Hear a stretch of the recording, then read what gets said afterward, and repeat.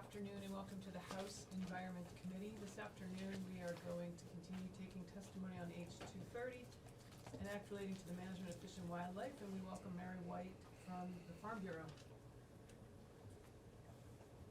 Welcome. Hi, representatives. Thank you for having me. This is actually my first time in this committee, so just wanted to take the time to introduce myself. My name is Mary White. I currently sit as the first vice president for the Vermont Farm Bureau. My husband and I have a small dairy farm here in Orange County, Vermont. We are the fifth generation here. Our family has been farming this land for 125 years. So we've seen a lot of wildlife behavior changes and just in Designation where they're field crops and such. And I also work as a crop insurance agent, so happy to provide any insight from that standpoint as it pertains to the language in this bill. So if we don't have any specific questions to start, I'm just going to dive into a little bit of the language that I see here and the experience that I have in the field as well. Great. So as I stated, did you want me to continue or did we have any questions right off? No, I think we would love to hear we invited you to tell us what you thought about in particular the crop damage section. Absolutely, yes. So from our standpoint, as a small dairy farm, our primarily crop that we grow that would be substantially damaged by any type of wildlife would be our corn silage. And you know, that is not included as part of this bill, so I don't want to focus on it too much, but we have seen an increase of wildlife behavior recently, especially within the last 10 years, of black bears being more aggressive towards crops.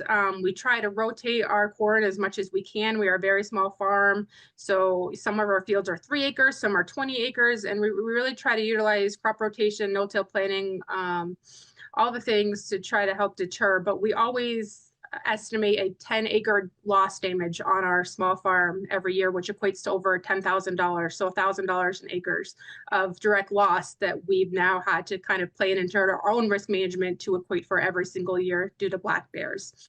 But specifically towards this bill, I support the language, and I say this because this is really the only language that we have in law to support farmers for damages from wildlife to crops. The House Agriculture Committee a few years ago did look at a standalone bill that would have maybe attributed to deleting this language, but that bill, I believe, sat on the wall and did not go to the floor.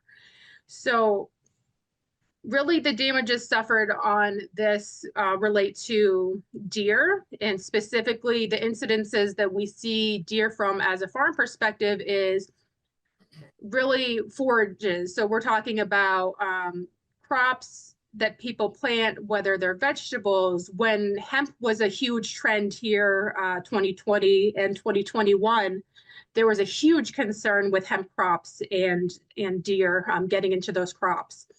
So from an insurance standpoint, there is no insurance for damage if a deer comes and eats a producer's entire vegetable crop. There would be no insurance.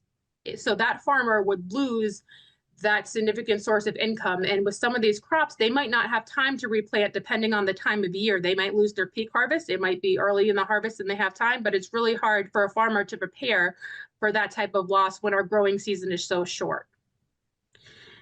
As far as damage from bears on wildlife, really the major impacts we see are with beehives and poultry. So people with free-range chickens, beehives that may be pollinating apple field trees or something in that nature. And those seem to be isolated attacks from, you know, those animals being in that area.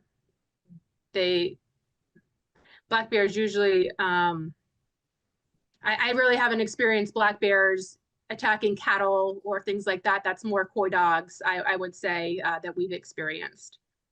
So when it comes to insurance on that end of things, you can insure your beehive for attacks on wildlife, your chickens as well. But the deductible most of the time doesn't meet the loss. So the producer is still having to recuperate that loss on their own if that insurance deductible is maybe higher than the loss itself. So this program this language in this bill has been helpful for a lot of small producers.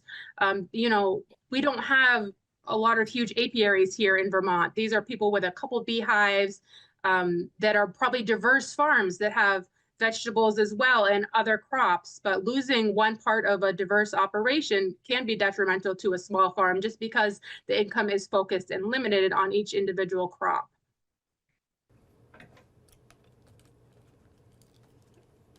Just going forward a little bit more, this does help Fish and Wildlife in the language that it requires the land not to be posted to allow recreation, to allow hunting in that instance. But I do understand the concerns from Fish and Wildlife that their department is probably not set up to have the funds available to directly pay for some of these damages because they are a different sector, right? We're talking about Fish and Wildlife versus farming. So where is that pool of money coming from, and would it be more appropriate somewhere else? I don't know the answer to that.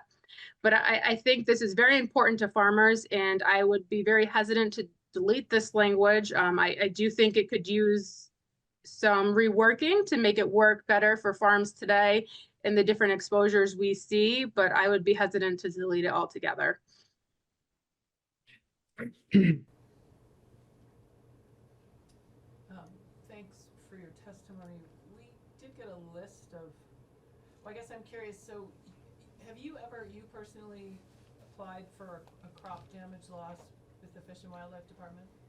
We have not. Like I said, typically our black bear loss is related in corn crops, not with deer. So that wouldn't be covered under this language specifically. I do know a lot of, like I said, smaller diversified farms that have come forward with claims for vegetables as well as beehives. This is exclusive to bears. Okay, and then can you explain a little bit about how crop insurance works? And I mean, it seemed like they gave us a list of people who have put in claims over the past, well, from 2022 to 2024.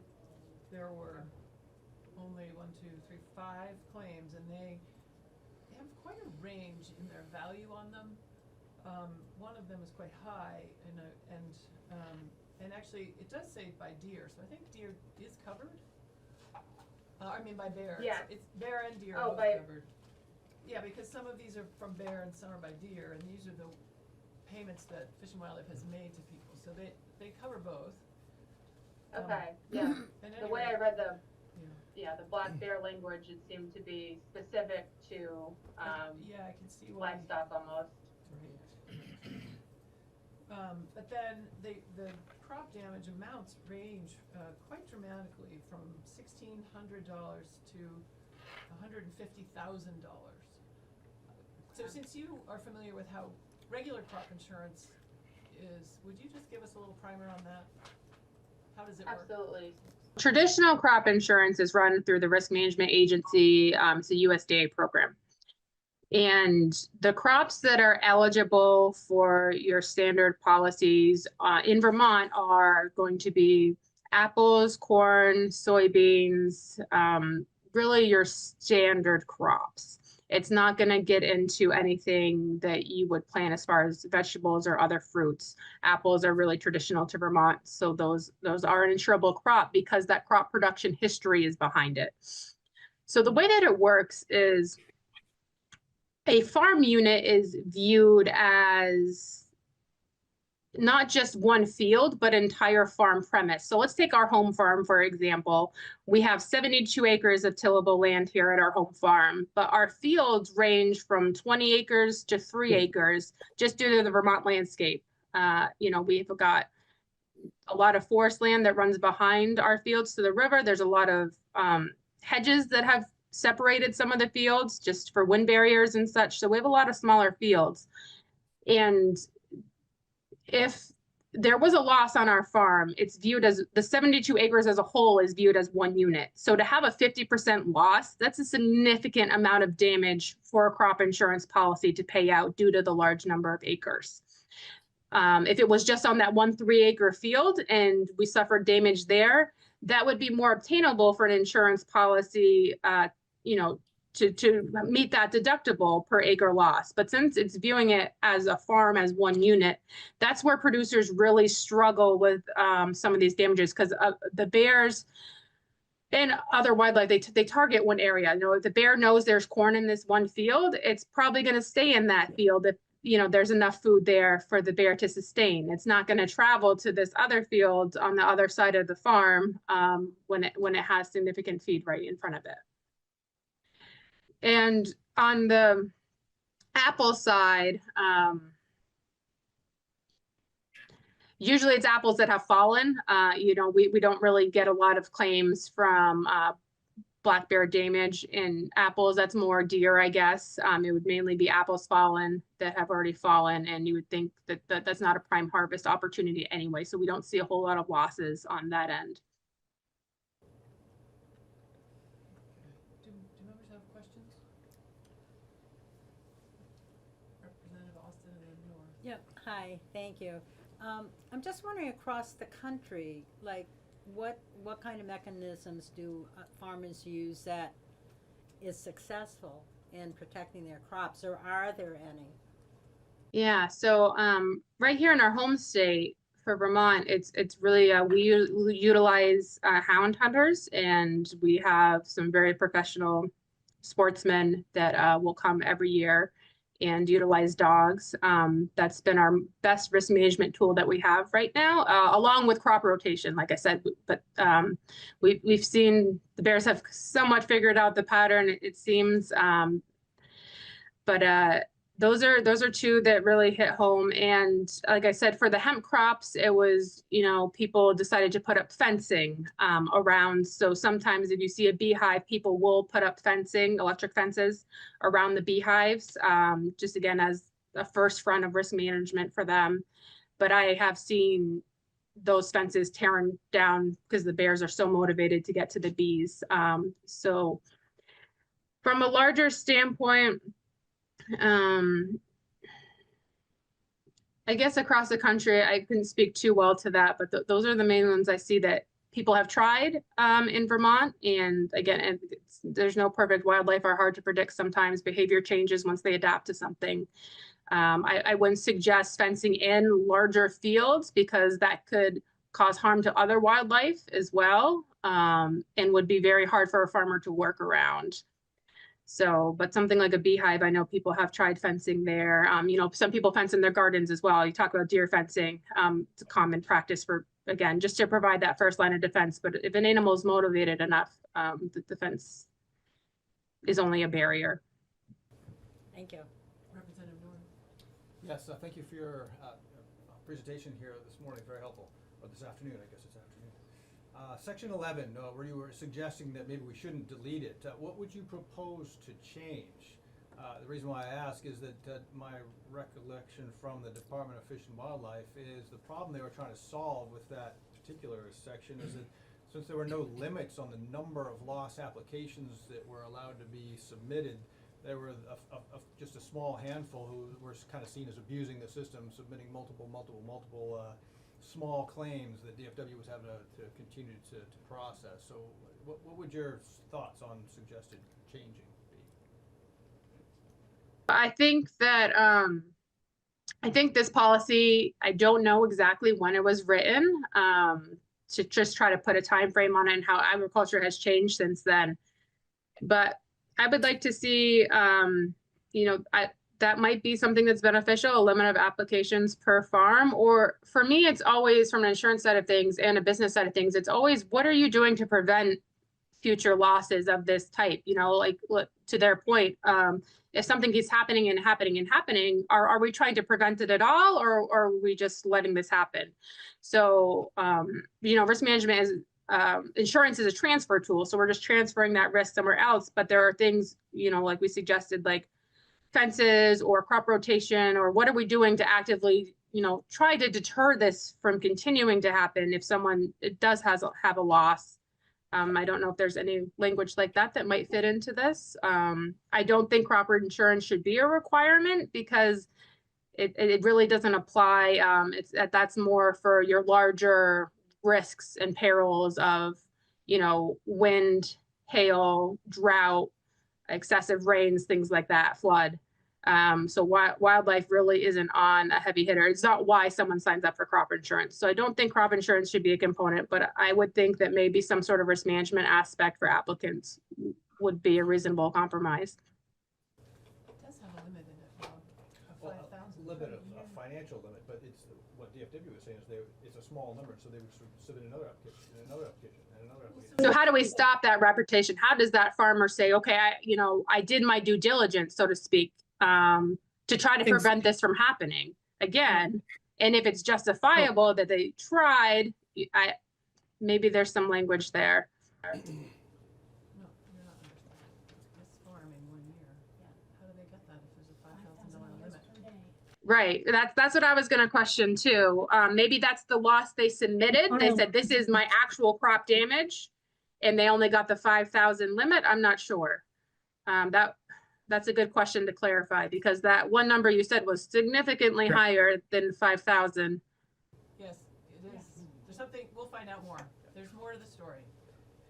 Yeah. I think the 5,000 is, focused on maybe those smaller farm incidences I was talking about that don't meet those insurance deductibles, in a sense of a beehive or, the farmer's crop of vegetables, because you would think a farmer would notice the damage, significant of that value.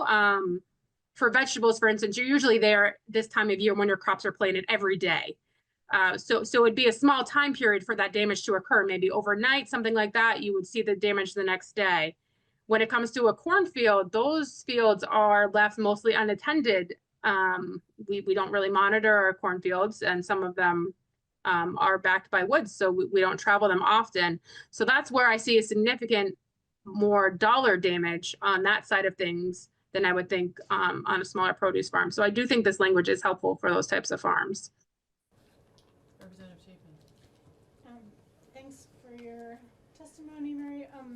I guess as I read this provision in detail, it seems clearly to be driven, from what I can tell, as an incentive for farmers not to post their land to hunting, versus as a way to support farmers from crop damage. Because if it was about just risk mitigation, as you're pointing out, it would be more widely available, and it would be include the risk management side of things. Can you speak to anything about how important the role of this kind of a tool in trying to influence farmers as to whether or not to post their land? Absolutely, yes. So we struggle with this, and it's something that's new for us.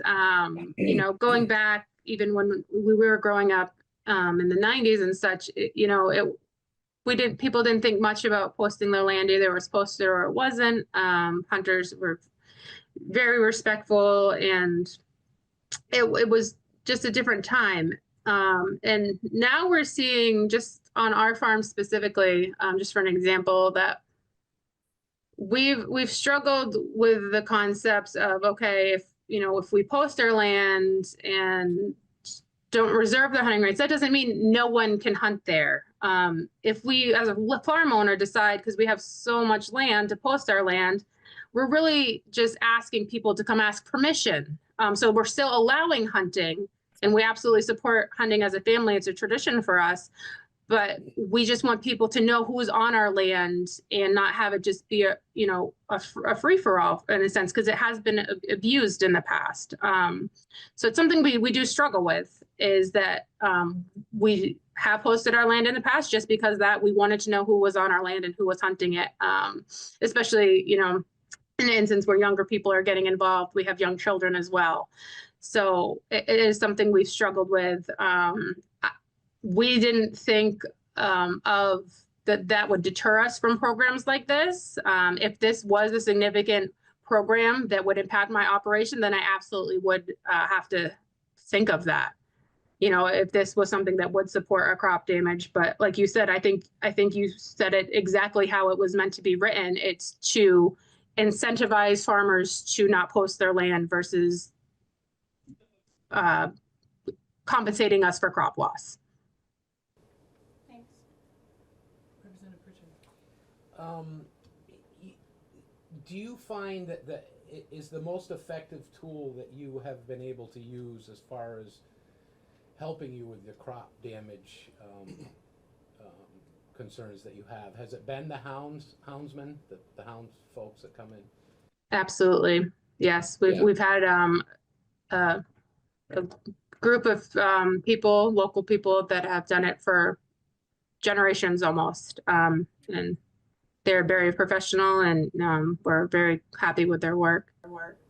If they weren't available, how would you deal with that? Honestly, we would lose more corn.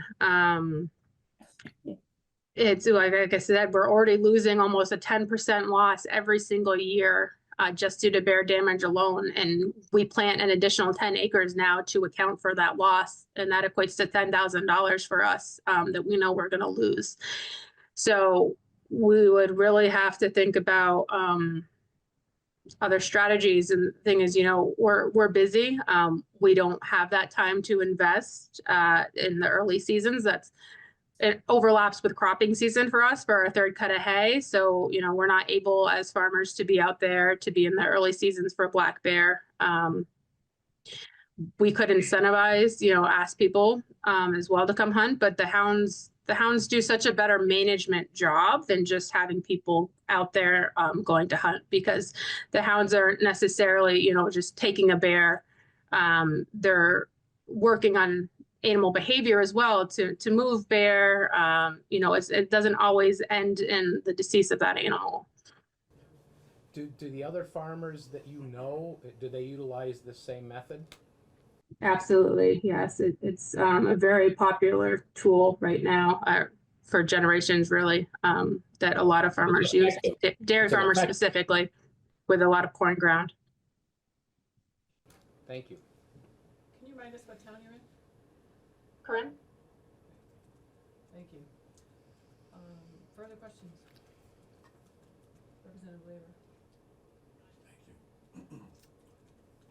Mary, is all the blame on the bear, or do you have some very aggressive raccoons? Raccoons are they can be feisty, yes, but no, the significant amount of damage that we'll see a little bit of raccoon damage, maybe, you know, along the edge of a field, but I could share some aerial maps to show you the significance. When a bear travels into the field, they make what's called a bear circle. And if you look at an aerial view of some of our fields, even on Google Maps, you'll see that they just come into the field and make this large circle. What they do is they eat it and they roll around in it, and they almost get intoxicated by it. So they have a ball in there, and it's not all ingested. Again, a lot of it's them knocking it over and just rolling around in it, and they'll just see large circles that are specific due to bear behavior. But yes, raccoons are a small problem, but they are a problem. Thank you for your And I testimony. will, Yeah, and just on the bear behavior, you know, like I said, we've farmed this land a long time, and my husband's grandfather lived here 98 years. And he was a great testament to knowing the difference and what's happened with the wildlife population. And he's grown corn for 50 something of those years. And when he first started, he said you would rarely see a bear in this part of Vermont, rarely. And even in the 80s, 90s, it was very uncommon to see a bear. But over the last 10 years, the significant increase, I don't know if it's the bear population or if it's migration. That's a good question for Fish and Wildlife, but we see 10 different bear every season. So the wildlife patterns have changed, and I don't think this language has changed along with it, I guess, would be my point.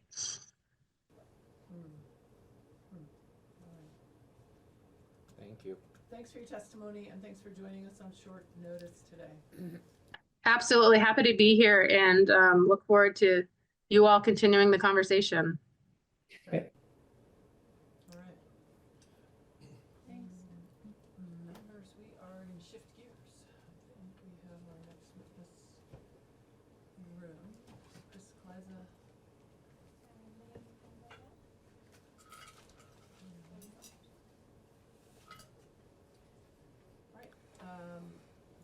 shift gears and talk about, we're doing a bill introduction of a bill that I have introduced, H.276.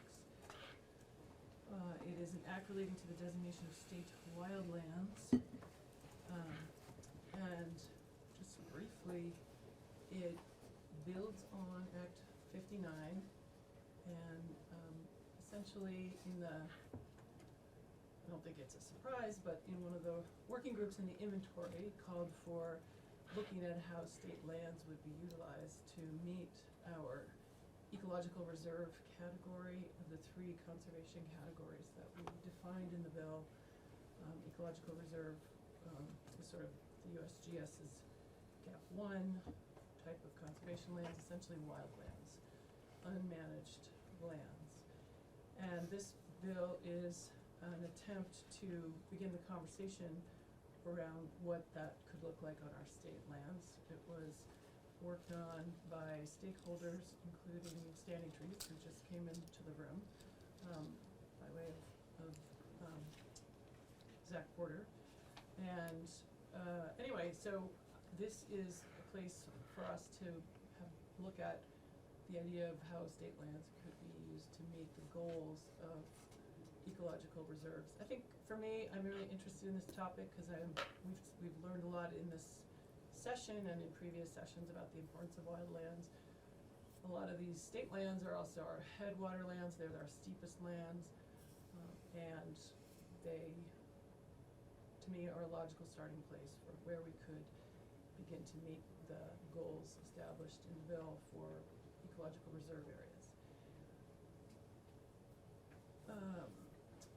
This bill does begin to call out significant natural communities on certain state-owned lands. So it goes beyond sort of defining a process of how we would establish state wildlands, although it does talk about the process going forward for how that could occur.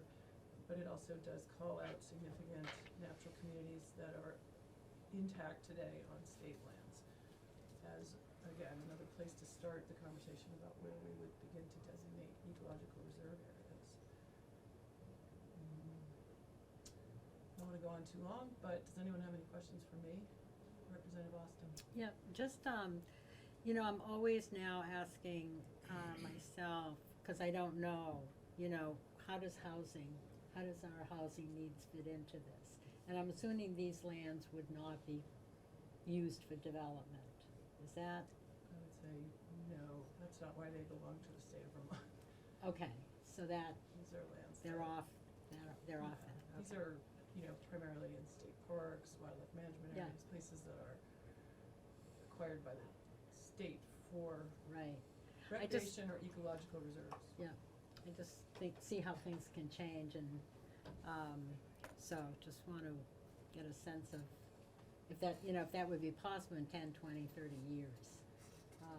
You're looking ahead. Yeah, I mean, these are state parks and lands Yeah. in remote areas. These are not places that we think of as, they don't have our downtowns or our village centers even in them. Okay. They're already in public land ownership. Yeah. And I guess putting Vermont in context a little bit, when I think about this, we've heard this in this committee this session already, but the Adirondacks, the state lands in the Adirondacks are managed, I think, entirely as wildlands.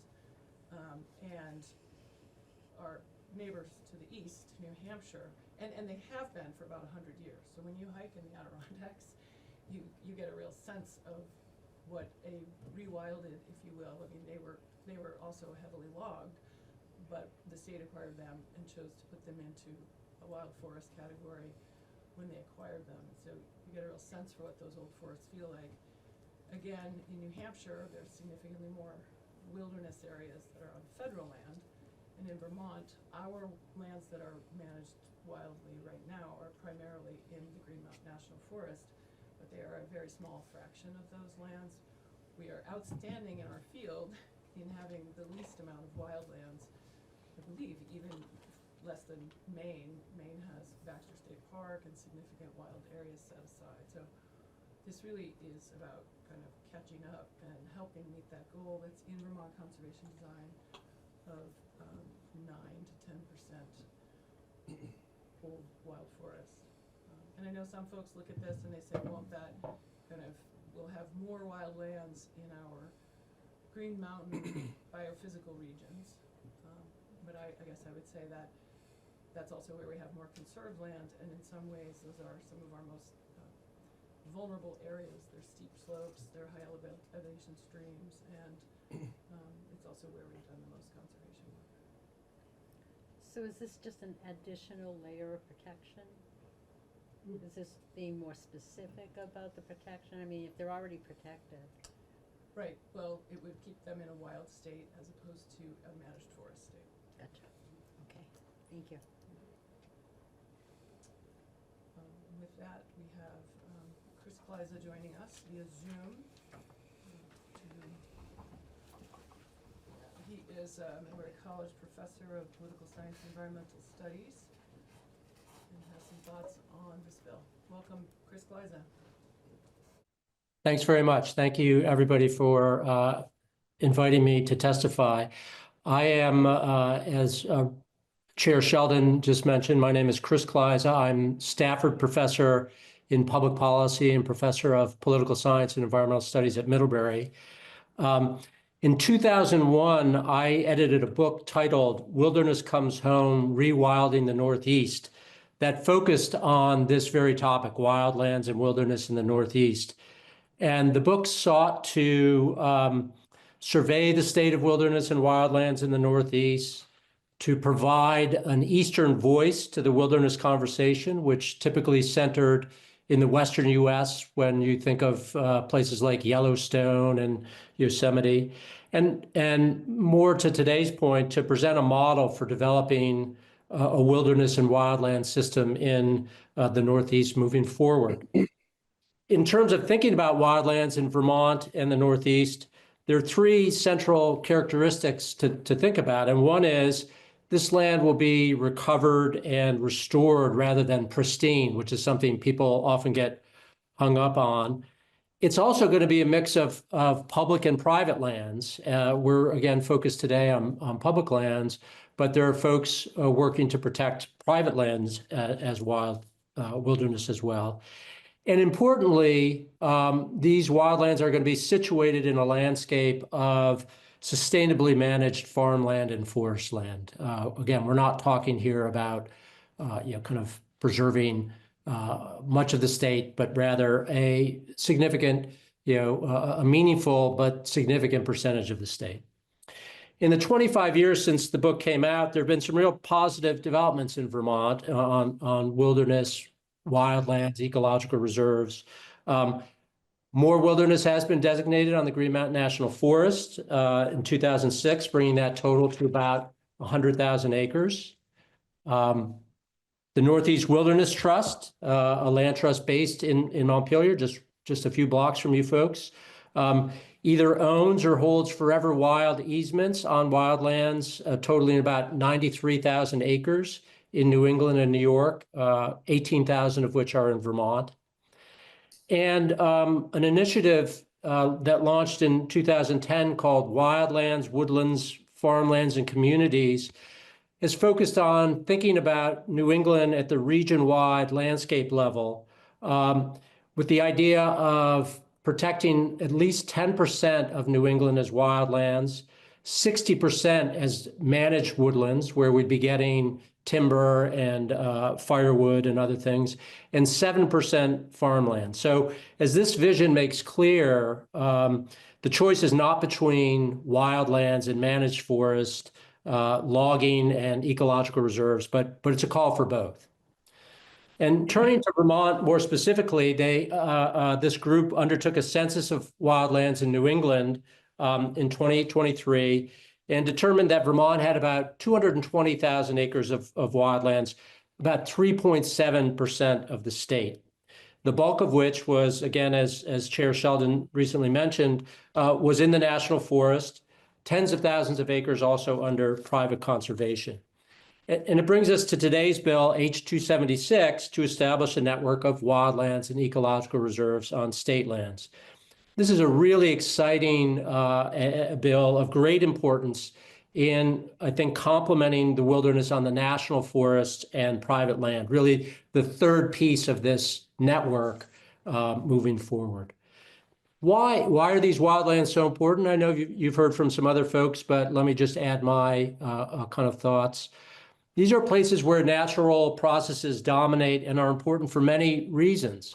For protecting wild water quality and flood resilience, for sequestering carbon, for improving air quality, for biodiversity, and again, for these ecological reserves. And here again, they connect to some other Vermont policies that are already in place.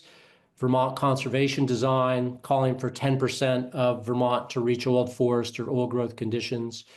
Act 59, Vermont Climate Resilience and Biodiversity Protection Act, seeking to conserve 30% of Vermont by 2030 and 50% by 2050. And again, this is crucial. These reserves are going to be crucial to connectivity that both state agencies and nonprofits are working on as species are moving across the landscape in response to climate change. These lands are also really important for recreation and scenery, and the current recreation on these lands will not change, and also really important for solitude. Based on this bill, the only thing that really wouldn't happen that is currently happening, in my understanding, is timber harvesting, and that can happen on the other lands in the state. And I want to stress again, as I hope these points have indicated, wildlands are multiple use lands, and they are really part of a working landscape. We talk about the working landscape in Vermont all the time, and I think sometimes we think of wildlands as not being part of that, but they're doing a lot of work for us on some of those things I've mentioned: floods, water quality, carbon sequestration, et cetera.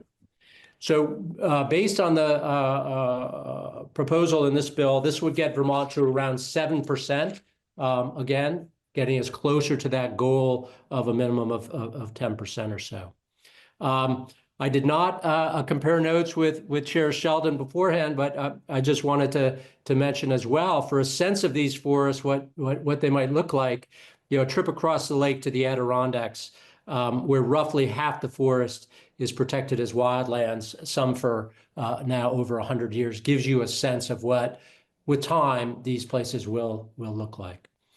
So in closing, I strongly support H.276. I think it's an important step to protect Vermont biodiversity, to further climate resilience, and to move the state forward toward its goal of 10% wildlands.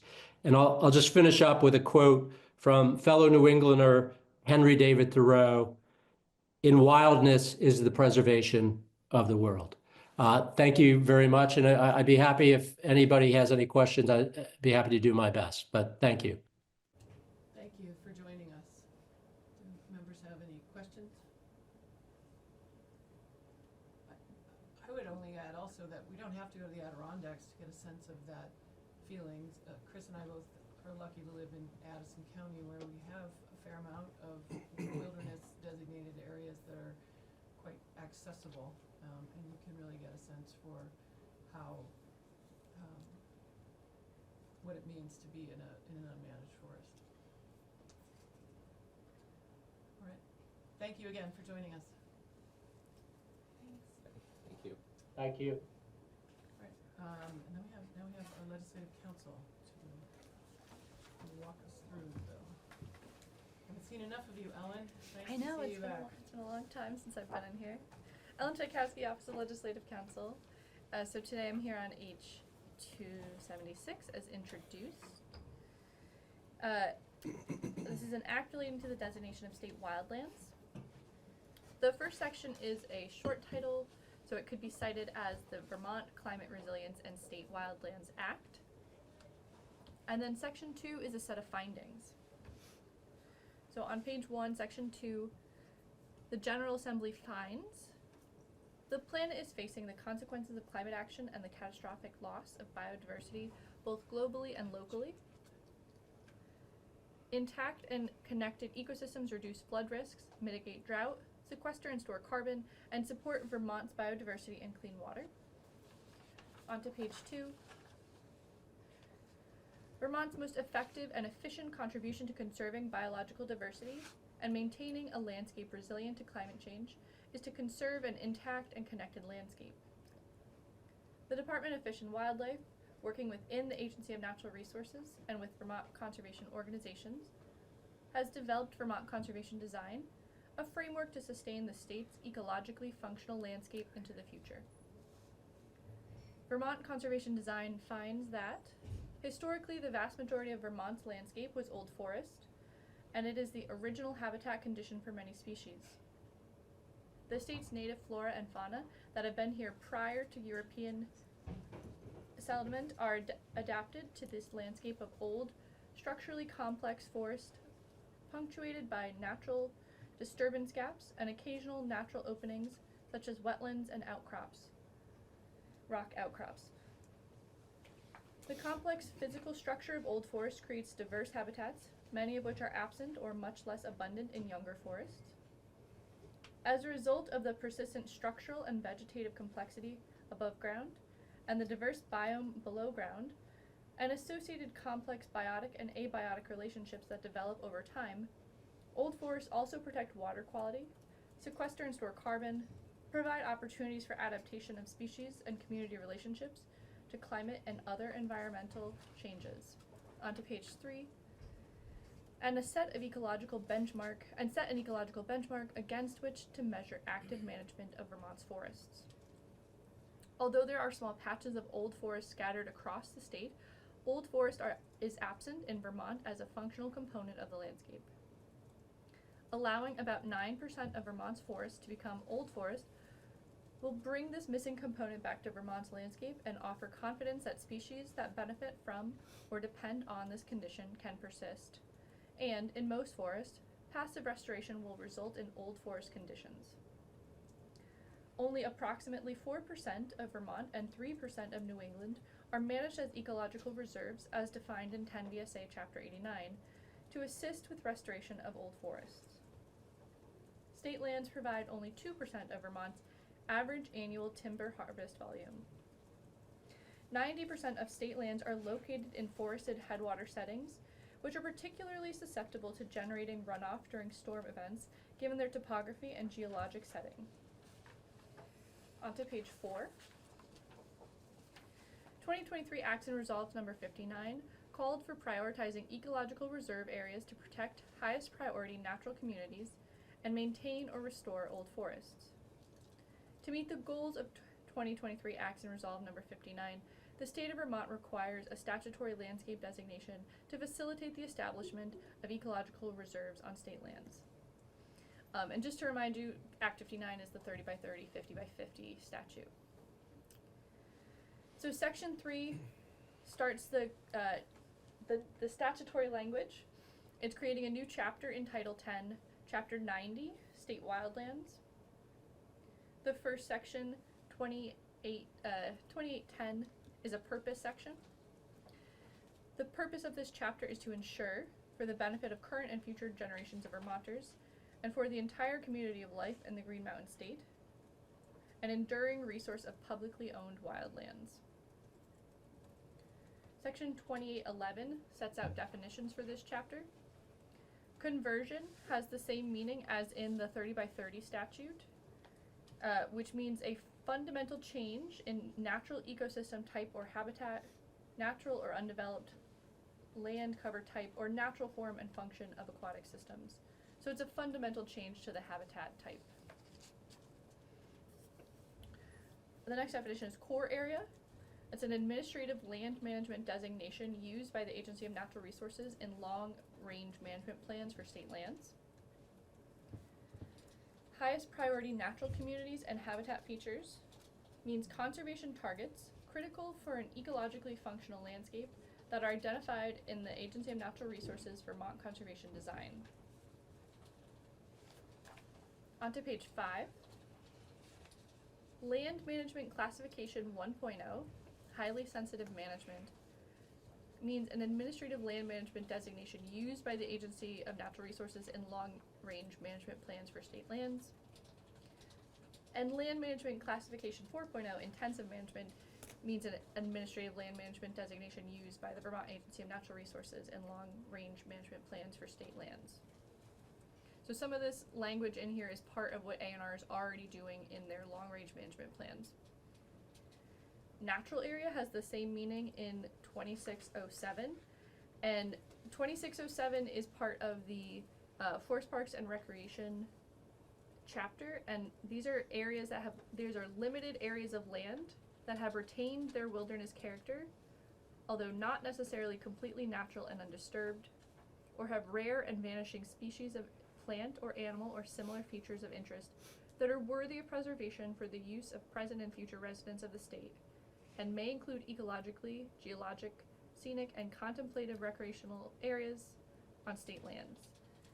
So there's a program part of FPR where these natural areas are designated, and FPR oversees them. Definition number 7 is skiable line. Means the path taken by a skier or rider as they ski through trees or around obstacles.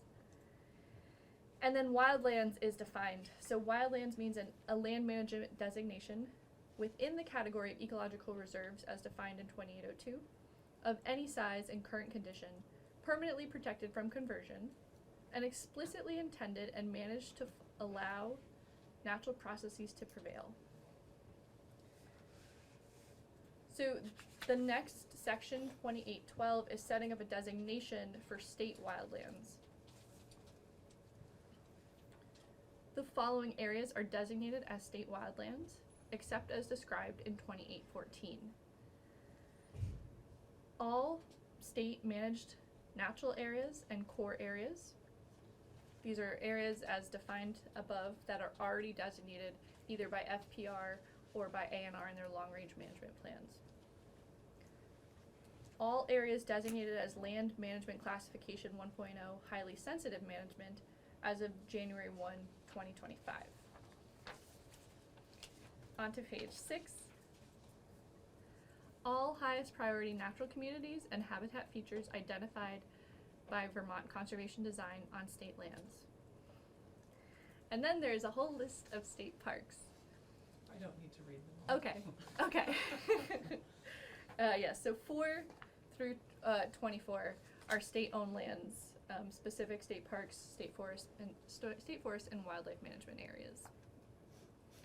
So this is establishing the list of what areas that the state already owns and manages as state wildlands. So on page 7, 2813 then sets out what the management for those lands are. So notwithstanding any other provision of law to the contrary, A&R shall manage state wildlands as follows. The area shall be permanently protected from conversion. A&R shall allow natural processes to prevail with minimal human interference.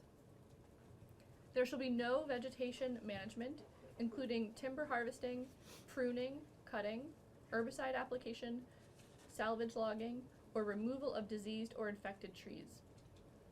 There shall be no alteration of surface waters, groundwater, wetlands, including damming, draining, filling, diverting, or channelizing. This chapter shall not govern A&R's management of trail-based recreation, existing Class A and Class B roads as of January 1, 2025, designated according to the Department of Forest, Parks, and Recreation Policy Number 13. In case you're curious, there are roads within the state-owned lands, so they have their own highway system, and policy number 13 states that Class A roads are paved or unpaved roads that are open year-round, and Class B roads are paved or unpaved roads that are generally open but may be closed for certain parts of the year. So fairly intuitive there. It's the ones that are open year-round and the ones that are only open, that are closed part of the year. Also, shall not govern the management of designated backcountry ski zones as of January 1, 2025, where vegetation may be managed to maintain existing skiable lines. On to page 8. This shall not govern the management of hunting, fishing, foraging, gathering medicines, or practicing ceremony. And vegetation management in areas not listed in 2812 of this chapter or designated part of 2815 of this chapter. So areas that are not designated by this chapter as part of the Wildlands program are not going to be affected by this policy. And nothing in this chapter shall prevent the state from authorizing measures required to respond to emergencies involving the health and safety of persons. Still on page 8, 2814 sets out the exclusions to this policy. So the following land are excluded from the wildlands designation in 2812 of this chapter. Lands designated in long-range management plan as of January 1, 2025 as land management classification 4.0 intensive management. Areas within a management unit for which a long-range management plan does not exist, or for which the long-range management plan predates ANR land management classification designations, but meets the definition and intent of land management classification 4.0 intensive management. And any areas where management as a wildland is legally precluded by deed or easement. And then finally on page 9, future designation of wildlands. Upon future acquisition of parcels that adjoin any areas listed in 2812, or that are separated from those areas only by a road or right-of-way, the Agency of Natural Resources shall manage those areas as wildlands unless, after an opportunity for public comment and public hearing, based on substantial evidence, the agency finds that doing so would not be consistent with the purpose of this chapter. And B, upon acquisition of future parcels that do not adjoin any areas listed in section 2812 of this chapter, or that are not separated from areas only by road or right-of-way, the Agency of Natural Resources shall inventory the qualities and characteristics of the acquired areas and shall manage these areas as wildlands if doing so would be consistent with the purpose of this chapter. The state shall not refuse to purchase or accept donated areas with a conservation easement, including forever wild easements, without just cause. And the effective date is July 1, 2025. Thank you. Yeah. Members have questions? Representative Pritchard. So if some of these designated lands, for example, Levi Pond Wildlife Management Area, I'm very familiar with that area. It's in Groton. I've been deer hunting it for 15 years. That is managed for timber harvest. I can tell you it's been cut. That area has been cut. Does that mean that those practices will cease to exist on this? So I don't know if any part of that currently has a long-range management plan that might apply, because there are those exclusions. So I don't know specifically. I think you may want to hear more about if it doesn't meet one of the exclusions, then yes, it would fall into the wildlands designation under this and not be. I mean, I'm assuming there's probably only one Levi Pond Wildlife Management Area. The one I'm thinking of is in Groton. I don't know if that's the one, but I can tell you that it has been managed for timber for a long time, and I don't know if there's been a recent cutting there, but so if this was to happen, then any harvesting at all of timber would cease to exist on this area here. Yes, unless it meets one of these exclusions and has a long-range management plan, which again, I'm not sure. We would get into those details should we take the vote. Other questions? Representative North. Similar to that, if we were to stop managing some of these lands and allow them to become wildlands, is there an additional risk of fire having not managed them? And what are the potential secondary impacts of forest fires in these areas? Are there ski resorts that are uphill from them or anything that could have a secondary effect of a forest fire in these areas? There are maps actually available of these lands, so we could, again, if we get into it, we can pull those up. And I can share those with the committee was considered. All right, thank you, Ellen. Yeah. Oh, Representative Bartholomew. I'm trying to make sense of this designation of state wildlands section that lists all these specific areas. But then at the beginning of that, 1, 2, 3 seem more general, whereas all these others are very specific. Why is it written that way?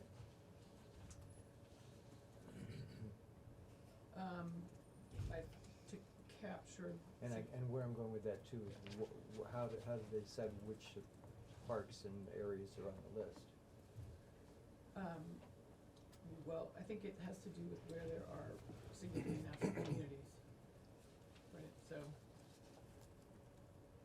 those are state parks that have, I don't know, actually, Zach, do you want to speak to that? I would be happy to, yeah. And it's a great question about Levi Pond Wildlife Management Area, and I'd love to get back to you with exactly the current management regime, but that area is specifically managed actually to maintain or recover old growth or old forest characteristics. And yes, there are areas within Groton State Forest that are under active management for a variety of reasons. So it could be that those are adjacent areas to Levi Pond WMA itself. But let's dig into that. Yeah, together. and I'm not sure how much that Yeah. encompasses, because I know there was a Yeah. lot of land gifted Yep. and conserved there. I just don't know how big Yeah. that Levi area is. So to the other great question that was just asked about the areas that were listed, Vermont Conservation Design, and I should introduce myself. I'm Zach Porter. I'm Executive Director of Standing Trees, and we work on public land management in New England. I'm based here in Montpelier. State and federal land management is our expertise, and the areas that were selected for the legislation reflect Vermont Conservation Design's focus on large landscapes. When it comes to protecting wildlands, bigger is generally better. And Vermont Conservation Design says very clearly that in managing for old forests, you want a minimum of around 1,000 acres in certain parts of Vermont and up, or 4,000 acres in other portions of Vermont and up, to be able to allow natural processes to function and to shape that future forest that you are trying to manage for, and have all the diversity that you're looking for in that landscape. And so the areas that were selected in the legislation are all of about 1,000 acres and up in size. And again, for the purpose of ensuring that we're not talking about smaller parcels of state land, the focus here is on meeting that Vermont Conservation Design goal of managing for larger landscapes of future old forest. So that's how those lands were selected, in addition to calling out the very specific attributes like highest priority natural communities and habitat features, existing wildlands. So land management classification 1.0 are those lands that are today currently managed as wildlands by the state of Vermont. And land management classification 4.0 are those lands that are excluded from this bill, and those are your ski resorts, your campgrounds, your developed recreation sites, trailheads, and whatnot. The bill purposefully excludes those types of lands from the designations, just to be clear about how that works. I think also there's another part to answer your question, is which there's lands that are subject to different management by the agencies, and so I think because core areas and natural areas are managed differently. Natural areas are part of Forest Parks and Rec program, but core areas are part of ANR's long-range management plan, so I think to capture them, they had to be listed separately. The one that comes to mind is of like Windsor Grasslands, because that's in my district, but I'm assuming that it's too small or it's managed too much, that it wouldn't be in the list. Is that, because there must be many others that are smaller. That's right. Did you say grasslands? Windsor Grasslands, Yeah. yeah, wildlife management area. Are they managed as a grassland? Well, if you don't keep cutting it, then all these trees grow everywhere, and then it becomes a forest, and it's no longer Well, but- grassland. Right, well, but I'm just saying, by definition, it's already managed for a certain use, it wouldn't Right. meet these characteristics. Hmm. It wouldn't meet the Here we go. characteristics. Okay. Yep. And then, Zach, if you could, can you speak to Representative North's question about fire? Yes, I would be happy to. So, for starters, the U.S. Forest Service just did actually a nationwide threat assessment for wildfire. This was finished last year. And, our Green Mountain National Forest was identified as one of the, if not the forest with the lowest likelihood for wildfire activity. Wildfire is, of course, a natural part of shaping our ecosystems here in Vermont, but is an extraordinarily rare event, even today. And what we also know is that the older a forest becomes, actually, the more resilient it is to fire, and the more it naturally mitigates fire. Larger trees, larger bark, closed canopy, wetter forest floors and soils, all of those things contribute to the accumulation of downwoody debris. In New England, that's the antidote. That's why we're called the asbestos forest here in the Northeast. So these forests are among the least fire prone in the nation, and of course we have wildlands aplenty in our region, as Professor Kleiza and Representative Sheldon were mentioning earlier, where fire has never been a problem. And so again, it's another good reason why larger areas, though, are ideal, because it allows these processes to play out and shape a healthy ecosystem.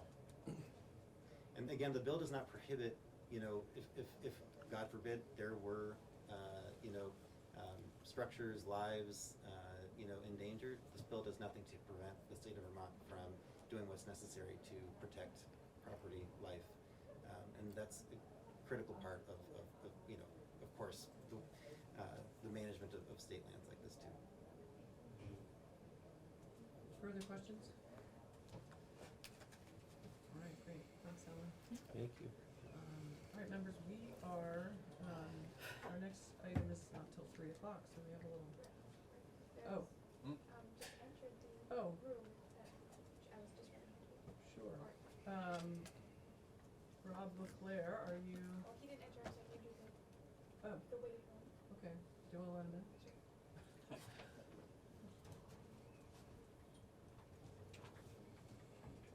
He's still our only guest for this segment. Yes.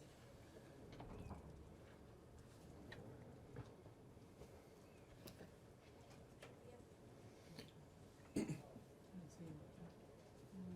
Rob Leclerc, are you available by Zoom?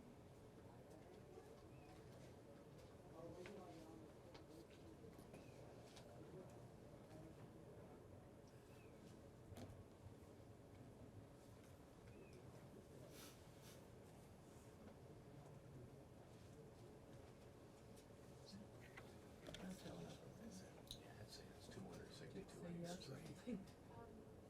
Yeah. I've got In the on your Broad State room, Forest Laura. Management Plan on my computer. Hold on, I'll send you the details. Thank you for bringing that up. Take a picture. Yeah, it's, All right, let's take a break. Oh, no, wait, here he is. Says Rep. Leclerc.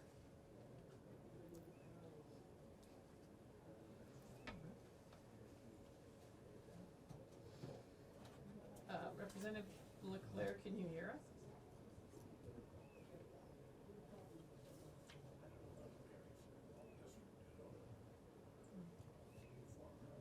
I think Former. Rob Leclerc, can you hear us?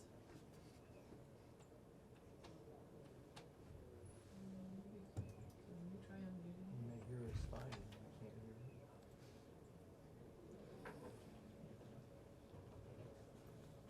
He's muted. All I can do is ask it. No. Rob Leclerc, can you unmute, please? He's not gonna be able to still free. Probably just signed out early.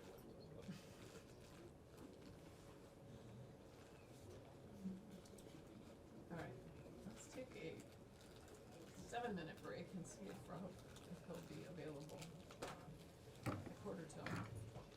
So we can, welcome back to the House Environment Committee. We're gonna shift gears and talk about H.86, an act relating to establishing the Chloride Contamination Reduction Program. And we have Rob Leclerc with us via Zoom. Welcome, Rob Leclerc.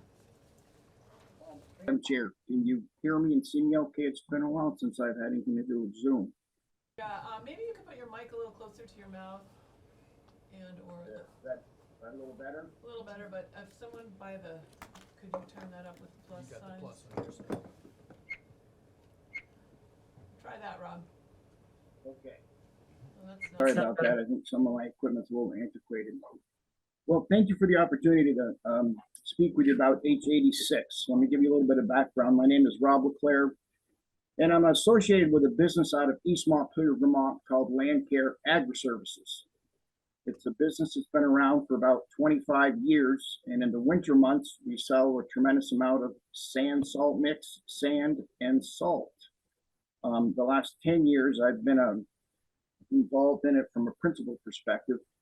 So needless to say, one, we have some concerns about this particular legislation, and two, have a lot of questions, I think, more importantly about it. As far as we understand, the intent behind this is to minimize getting salt and other de-icing agents into our waterways.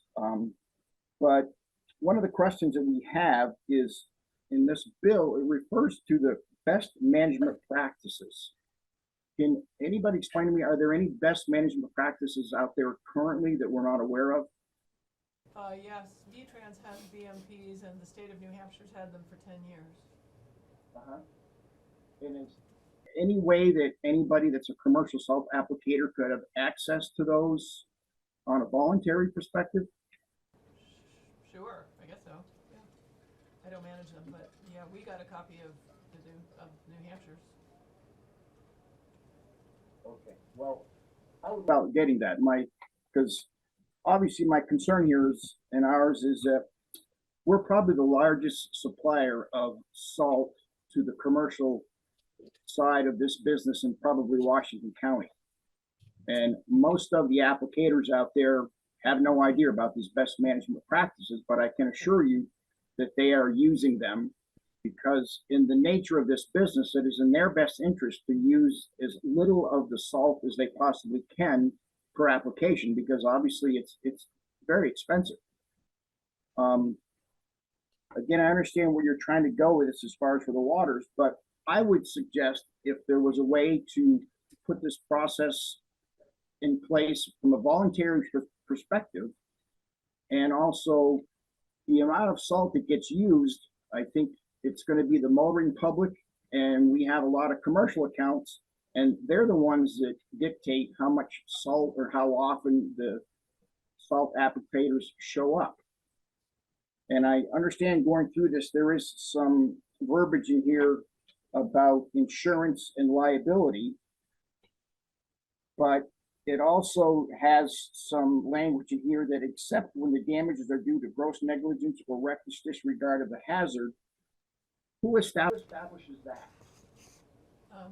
That's actually already, actually negligence is already, like, this is actually giving applicators relief from the existing standard, a modicum of relief from the existing standard if they voluntarily follow these practices. This is a voluntary program in its entirety, and they go through a certification to show that they've been trained, and then they document how they've met the BMPs, and then they get a modicum of liability protection.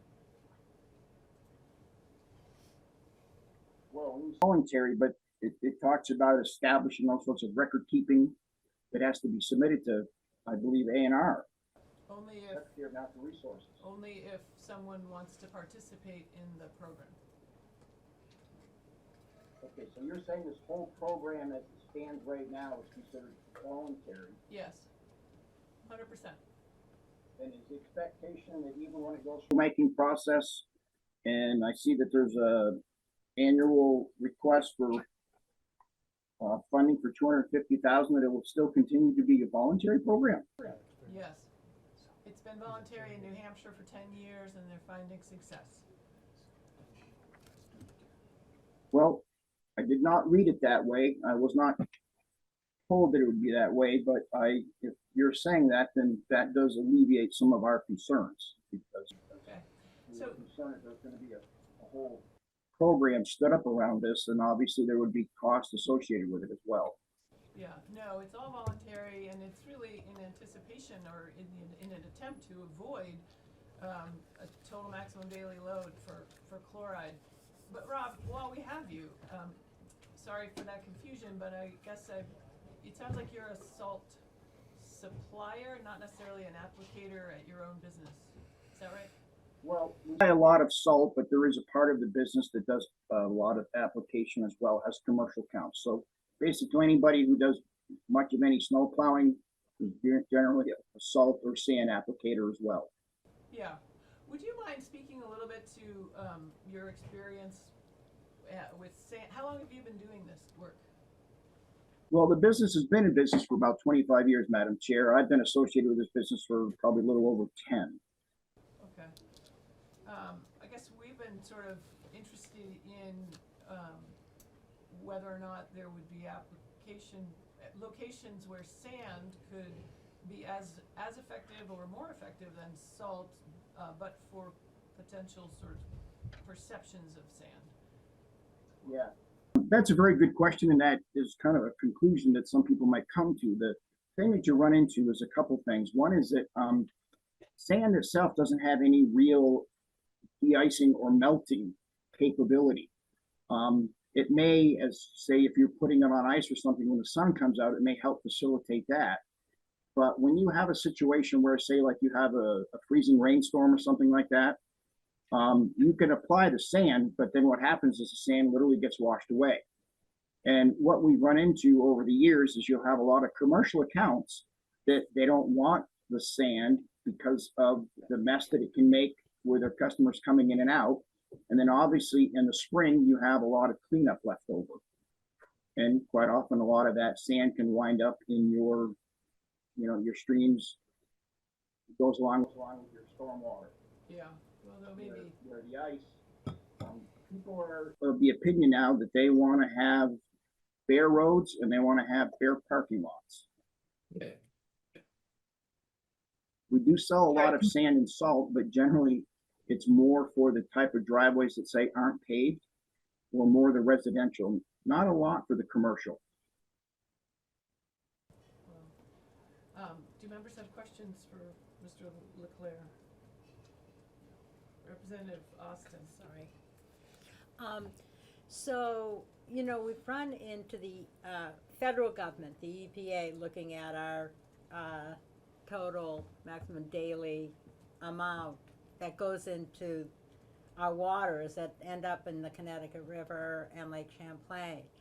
And I'm just wondering what your solution would be to avoid having the federal government and, hurting our clean water. What would your solutions be to limiting the salt? That's the question, isn't it? And I guess I would start out by saying just using less of it. The state, as in AOT, is probably the single largest user of salt in the state. And I think honestly, it's going to be a bit of a campaign to talk to the motoring public and the general public about, now people are looking for bare roads, but it may be at a point where you might have to deal with a little bit of snow on the roads. Same thing with some of these parking lots in areas like that. We've got customers that they want a bare parking lot like it is in July, in January and February. But I would say that it's the commercial applicators I'm not sure are the ones that you should be focusing on, because like I said, most of them, if not all of them, one, they buy it by volume. And when they spread it, it's generally by occurrence. That's how they get paid. So clearly, the less product that they can use, the better off they all are. But it's the end user. I've seen contracts with some of the businesses that they have where they specify how often they're going to use salt. And there's generally language in there about who assumes the liability if there's a slip or fall. Some of the commercial applicators, their contract, they try to shift it all to the business owner. Some of the business owners, if we're going to pay you to do this, you're going to assume that liability and that responsibility. And one of the other questions that somebody had is if this was to come into play, does it cover workers' comp?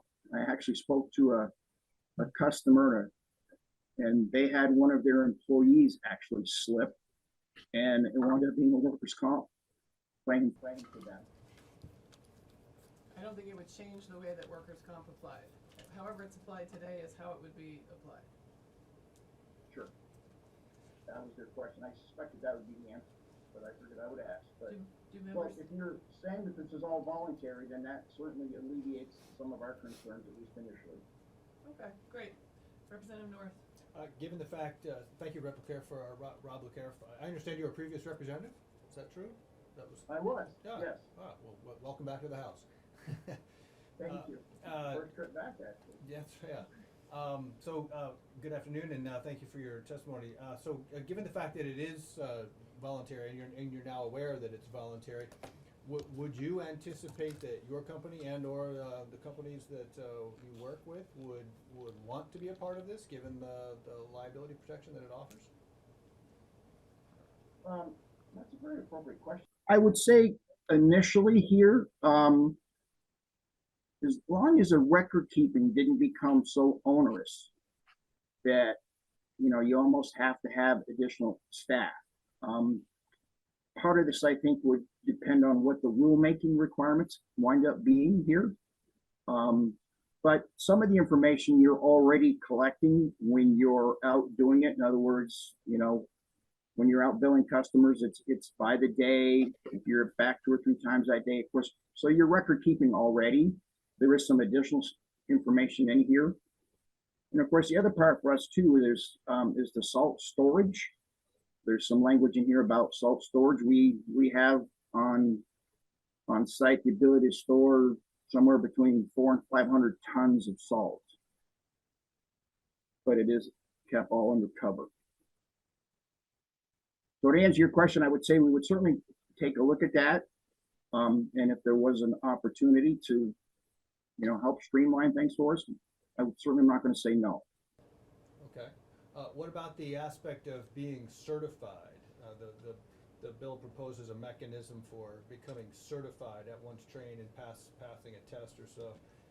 Would that be something that you would see as a competitive advantage to be able to claim that you're certified, or was that something that would interest you? Yeah. Well, I would say that if being certified, you're automatically considered under the limited liability presumption of compliance portion of it, that would certainly tip the scale, I think, in favor of potentially being a part of that program. Yes. And I can't speak for everyone. We do have some good old folks that just don't want to have to do any more paperwork than they already do. And if the program were structured hypothetically such that it were just a program of education, just so that you had access to that education, the BMPs that are currently available to V-Trans, and you just voluntarily made use of those to reduce your own salt costs without any limited reduction in liability or certification, just the fact that you were trained, would that still be of interest, or is that not so much of an interest anymore? Or would you, in other words, would you be interested in just getting access to the BMPs and Getting trained here for a moment? Yeah, can you hear me now? Hello? Are you hearing us? Hello?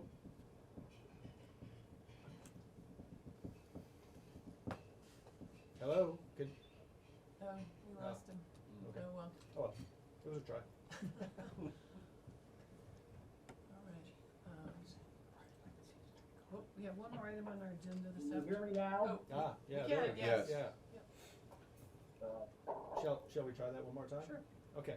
So hypothetically, if the upgrade my technology here. can you hear me now? Can you hear us now, Rob? Nice to unplug his, Yeah,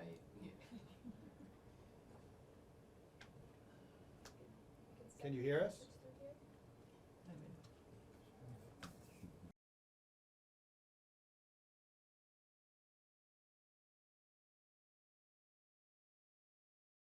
thank you to Representative Delfetti for letting us know that this was going to be happening. I appreciate the opportunity to testify, and sorry, but thank you. Thank you for joining us today. One question. Yeah.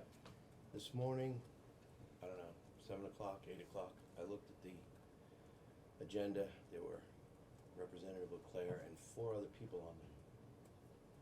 They were invited guests. They're good. The other 4 have gone. They didn't I respond. checked. They didn't respond. To their I thought they invitation. don't get on the agenda until they It says respond. invited. Okay. That's what invited means. They haven't responded yet. So they could still respond and get on the agenda at a later date? I mean, Still consider maybe, that. yeah. Depends on where we are. So, they haven't responded. That's true. We have our next witness at 3:15, which is a bill introduction. And, that's our last item on the agenda for today. I will say that the Judiciary Committee has considered, H.230, the bill we were just talking about with the previous witness, 2 bills ago, on the wildlife bill. Have a nice day. And they, are gonna make a recommendation for some minor language change that then they can support, for the section dealing with the violations. So stay tuned for that, and then they will be taking up the chloride bill, actually now they're taking it up, so. Just an update on those bills in the Judiciary Committee. And please stick around, but we can take a break for 5 minutes, but don't go too far, or don't go anywhere, because we have a member coming to join us to introduce the bill. So we'll take a And break. is Michael Grady not coming in today? He's in Judiciary. We are offline. Busy. Welcome back to the House Environment Committee. We are going to have a bill introduction, H.204, an act relating to the collection and recycling of waste motor vehicle tires with Representative Taylor. Welcome. Thank you. Appreciate the time today. Just a little bit of background. This bill has been introduced in the past. I believe it was introduced last biennium by Senator White. So it's been around a little bit. Well, I'll read my testimony and you'll see why I'm kind of bringing it back up and around again. So I'm pleased to present H.204, a bill to establish an extended producer responsibility program for waste motor vehicle tires in Vermont. This legislation tackles a growing environmental and health challenge by requiring tire manufacturers to manage their products' end-of-life disposal. The need for this bill is undeniable. During last Green Up Day in Milton, volunteers collected a massive number of discarded tires, revealing the extent of improper disposal across Vermont. These tires pose serious threats to both our environment and public health. They litter our landscapes, leach toxic chemicals into soil and waterways, and degrade habitats for wildlife.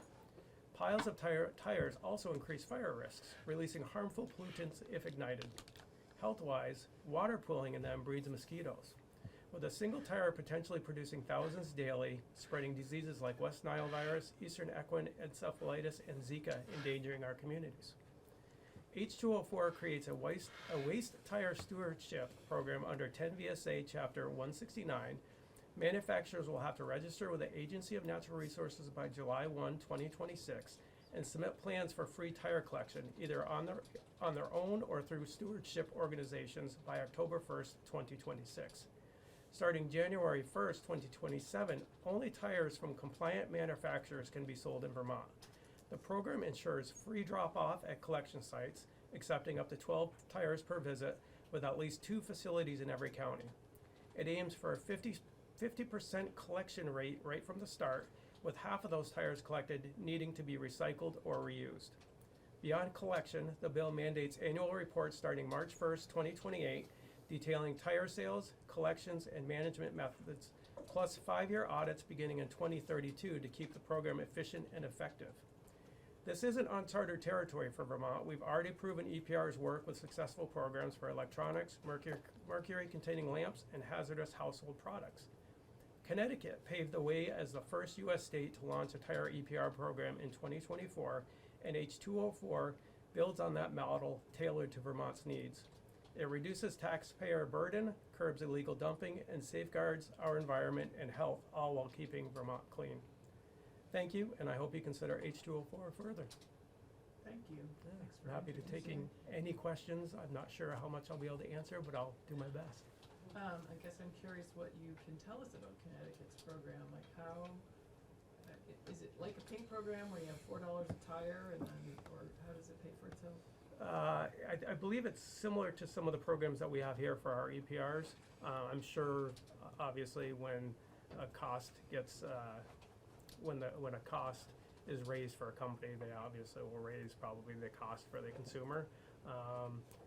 But the Connecticut plan does have verbiage in there that asks to, if other states start doing the same EPR type of program, to kind of connect with them and figure out more efficient ways to handle things and to do things.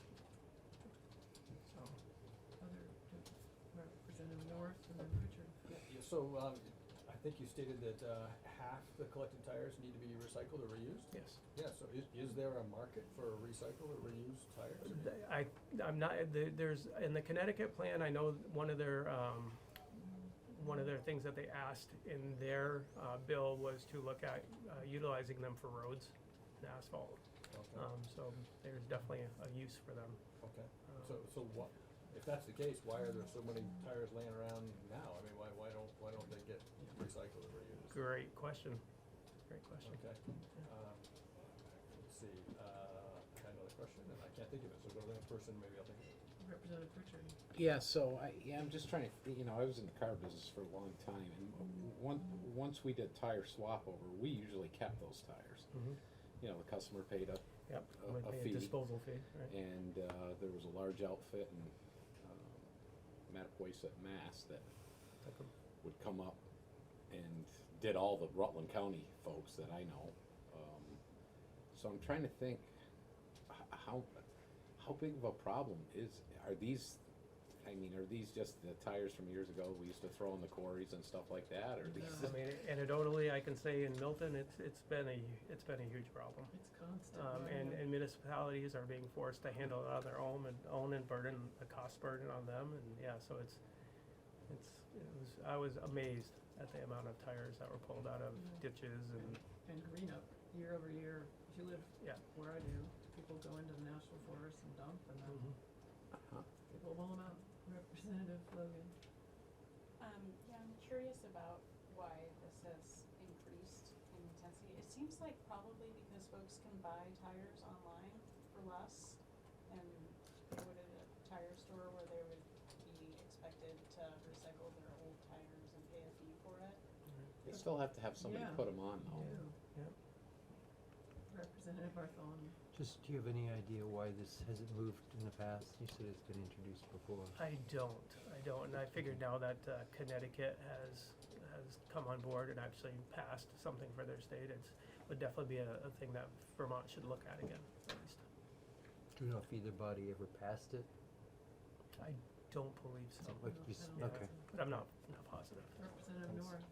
Yeah, so usually these EPR things kind of work on the basis of if you buy something, you're expected to return that same thing. So it's kind of real time, but there's this huge backlog inventory of old tires around. Are they gonna be able to handle this influx of all this old stuff that's laying around? Or would that be the expectation that they would handle? Yeah, the all bill, the tires that are out the there? bill as written has some wording in there about tire, I forgot what's called in there, tire legacy piles, I believe is what they call it. And there's provisions on how to work through those piles, not right up front, but kind of, as a process. Representative Richard. So does this require the manufacturer to take them back? It requires the manufacturer to come up with some kind of a stewardship program, similar to our household toxic waste products, where you can bring it to a depot.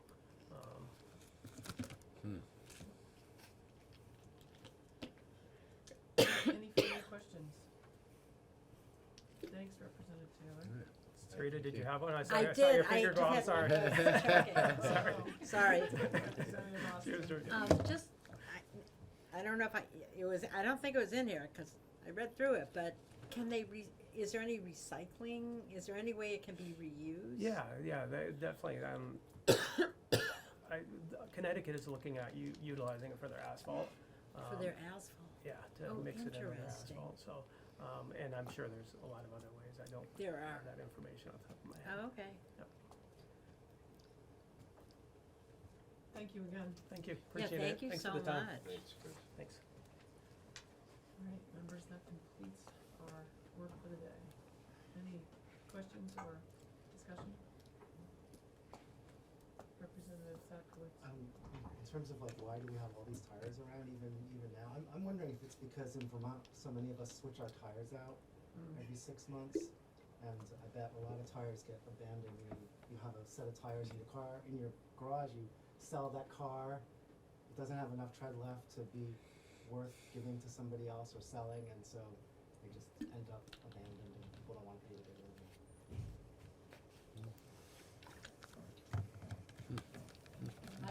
Does anybody know of any operations that do collect tires? Like, has anybody seen where, you know, there are operations in Vermont, or like he said that we come into Vermont and pick up tires? Well, Representative Pritchard just mentioned that Yeah, what happens Oh. when you take it to the mechanics, you do pay $2, you know, to get rid of the tires. You used to, it's like 7. Seven, my tires have obviously lasted too long. Yeah. But But we so- have a big metal container. And we put them in it, and then once in a while, it's a Bud's tire will come in, and they're huge, They have their trucks they come from Cape Cod, and they go to Burlington and the areas. But if people wanted to drop them off to us, we would accept them, and then they would just, but normally it's on this, if they go to a tire store or a dealership, during the process of the switchover, if they're no good, they're no good, and we'll tell them, they're done. You won't be able to use these next year. Okay, get rid of them. Well, it'll be $7. That's okay, get rid of them. That's why. We usually retain most of them. Because it's $7 each, that's why we're Yeah. seeing more. Yeah. I mean, with like paint, it happens up front, and I think that's another way of getting at this. For the time of purchase. Yeah. I don't think anybody's required to take them back, and my No. experience is that with certain mechanics who will do tire changeovers, if they're not selling you tires, they won't take your tire even for a fee. So I think it's really different mechanic to mechanic, and so there is no sort of state system to require manufacturers or retailers to take them back. So some folks do. Well, years ago, with all Everyone the who sells farms, tires seems we to used to, when I worked at one of the dealerships in Manchester, we took them to the farmers. They wanted them, so we gave them to them. Put them on their silage. But now most of the farms are gone, and they got it's not like the tires degrade for that purpose, so. Mosquito havens. Yeah, there's just not a comprehensive system to make sure people have options to get rid of their tires. But In are the they old day, they mandated? used to do retreads. Yeah. I know, some tires still retread. Abel's, yeah, they still do some of it. They still do. retreads and But there's a lot of uses for it. I mean, those black mats that you see at Tractor Supply, they're recycled tires. And that's like a lot of the farmers have mats for their cows. They're made out of recycled tires. Are they mandated to be recycled? No? So they could just go to the dump, or, wow, For $7. yeah. All right, we'll see you back here tomorrow morning, 9 o'clock. We're Hmm. adjourned for the day.